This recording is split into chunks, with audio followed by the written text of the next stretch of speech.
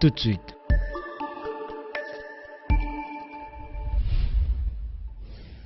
Le journal.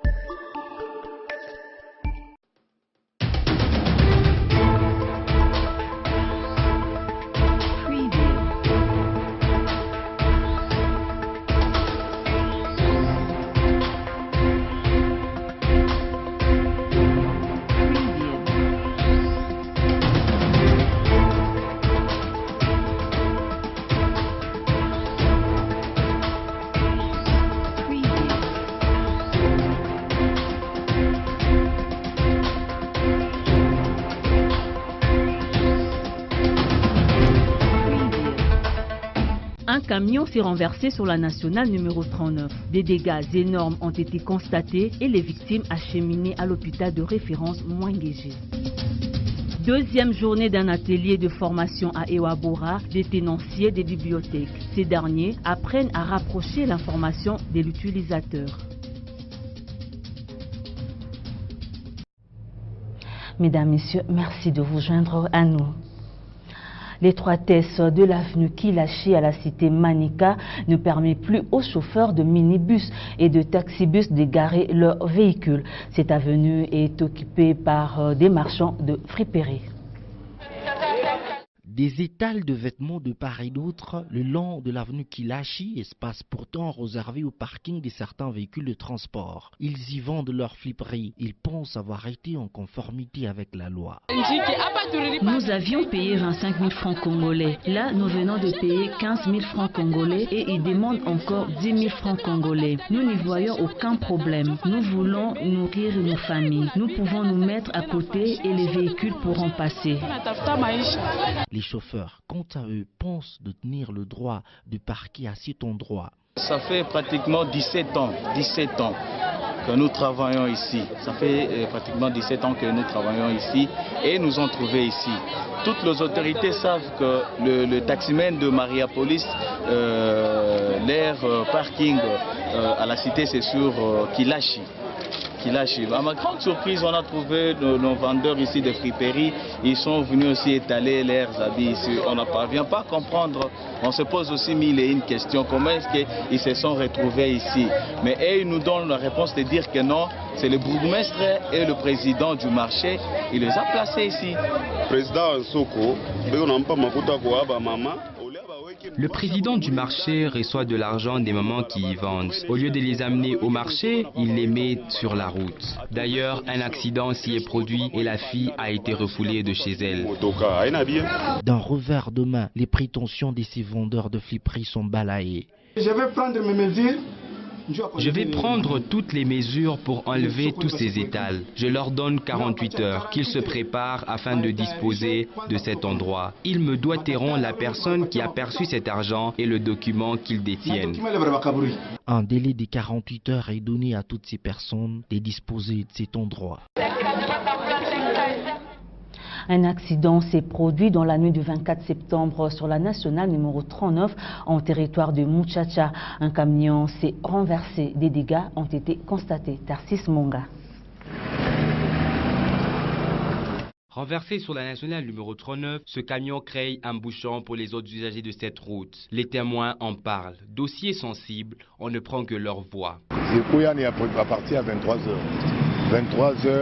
C'était vers 23h que ce camion en provenance de Lubumbashi était poursuivi par une jeep de la police déjà à partir de Musompo. Il transportait des fardes de Bora. Voulant esquiver la jeep, le camion se renversait.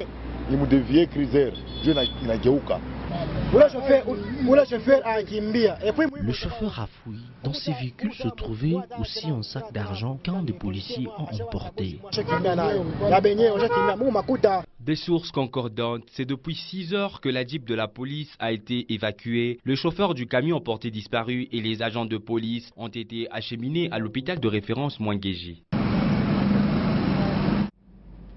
Un atelier sur le renforcement des tenanciers des bibliothèques s'est tenu ce mardi au complexe scolaire Ewabora en commune de Dilala. Ils apprennent à rapprocher l'information de l'utilisateur. Une fois de plus, Tarsis Monga. Dans des bibliothèques, des livres moisissent. Très peu d'étudiants, élèves et même intellectuels s'y intéressent. Ceci est parfois dû à la nonchalance des tenanciers des bibliothèques. Cette fois-ci, ils apprennent à rapprocher l'information de l'utilisateur. Cette formation rentre dans le cadre de renforcement de la capacité avec les gestionnaires des bibliothèques universitaires. Et donc, nous travaillons sur la gestion documentaire ainsi que l'animation des bibliothèques universitaires et scolaires. En fait, le besoin est toujours là et toujours ressenti et de manière assez criante. Parce que les bibliothèques universitaires ne fonctionnent pas correctement. Elles sont négligées. On y accorde peu d'importance.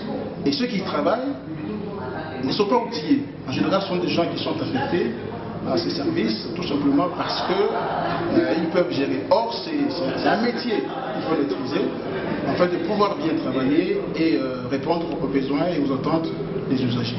C'est pourquoi nous avons initié cette formation avec les universitaires.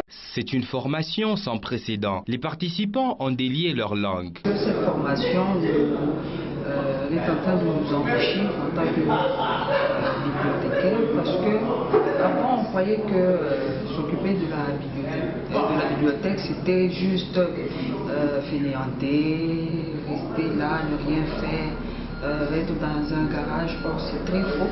La bibliothèque c'est un métier vraiment noble. Cet atelier se poursuit jusqu'au vendredi 28 septembre et une descente sur terrain s'en suivra. La journée mondiale des pharmaciens est célébrée le 25 septembre de chaque année. Au Lualaba, une rencontre des pharmaciens a été organisée par le Conseil provincial de l'ordre de pharmaciens dans la salle Immaculata en commune de Dilala à Kolwezi. Plusieurs pharmaciens ont prêté serment. Élise Assoumani. Ces médicaments doivent être entretenus. Ils doivent faire preuve de tous les soins du monde car ils peuvent parfois causer la mort. C'est la raison d'être de cette cérémonie de la prestation de serment. Et de leur témoigner ma reconnaissance en restant fidèle à leur enseignement.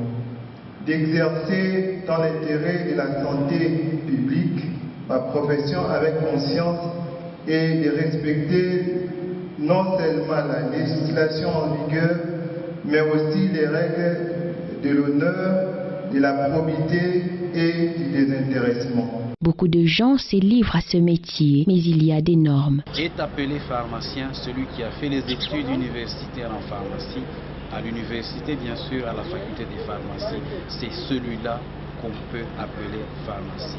Abusivement, on appelle ceux qui sont dans les pharmacies pharmaciens. Ce sont des tenanciers des boutiques de la mort, des tenanciers des pharmacies. Mais est pharmacien celui qui a fait les études universitaires à la faculté des pharmacies. Ils sont désormais pharmaciens, ils connaissent la lourde tâche leur assignée. C'est un engagement, je m'engage à bien faire ce que je dois faire, tout ce que j'ai comme connaissance durant mon cursus à l'université.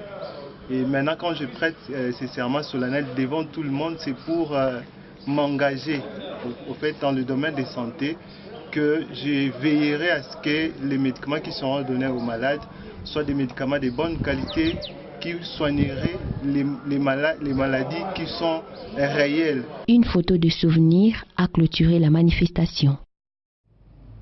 À propos de la journée internationale de la pharmacie, les pharmaciens sont allés à la prison centrale de Dilala. Ils ont donné aux prisonniers des médicaments. Poli Kalunga. Des médicaments destinés aux prisonniers, c'est une aubaine. Ils ont choisi la prison, ce n'est pas un aléa. Nous réjouissons de notre jour, nous sommes experts en médicaments comme nous l'avons dit. Nous allons profiter de cette journée pour honorer aussi ceux qui vivent enfermés, ceux qui sont dans la prison. Alors nous avons voulu leur donner au moins la chance d'avoir des médicaments de bonne qualité parce que les médicaments sont entre nous. La qualité de leurs produits et les débuts de la saison pluvieuse ont motivé ces pharmaciens à rendre visite aux prisonniers. 48 heures après des tueries qui ont fait une vingtaine de morts civiles et militaires à Béni, dans le nord Kivu, dans l'est de la RDC. La société civile exige les départs de la MONUSCO, des ONG internationales et de l'équipe de riposte contre Ebola. La société civile indique que la MONUSCO a failli à sa mission dans cette partie du pays. Odilon Mwepou. Les tueries à Beni n'ont pas laissé indifférente la société civile qui, dans ses composantes, a exigé le départ de la mission des Nations Unies pour la stabilisation du Congo MONUSCO. Impuissante, les FARDC parlent d'une guerre asymétrique. Les autorités congolaises rejettent aussi la responsabilité de cet échec à sécuriser les populations de l'Est sur la MONUSCO. Le gouvernement pense qu'il devrait avoir plutôt un redéploiement dans les zones à problème au lieu de s'éparpiller sur l'ensemble du territoire national. La MONUSCO en tant qu'institution a pour rôle d'assurer la paix et la sécurité dans un pays. Alors, lorsque je regarde la prestation de la MONUSCO ici en RDC, je réalise que au-delà des principes qui gouvernent le pays, c'est-à-dire le principe de la souveraineté et de l'intangibilité de ses frontières. La MONUSCO a failli à sa mission. Ça ne servira à rien que la MONUSCO continue toujours à prester ici chez nos pays. Parce qu'au-delà de sa mission, je crois qu'elle est en train de répondre à certaines c'est pas impression de pays qui s'interposent, qui sont en train de peser de leur poids sur la souveraineté de la RDC pour chercher à bafouer cette souveraineté-là et même l'intangibilité de ses frontières. Entre-temps, la société civile a prolongé les deuils jusqu'au vendredi prochain et toutes les activités scolaires et commerciales restent suspendues. Fin de ce journal. Merci de l'avoir suivi. L'actualité se poursuit sur www.wangu.info.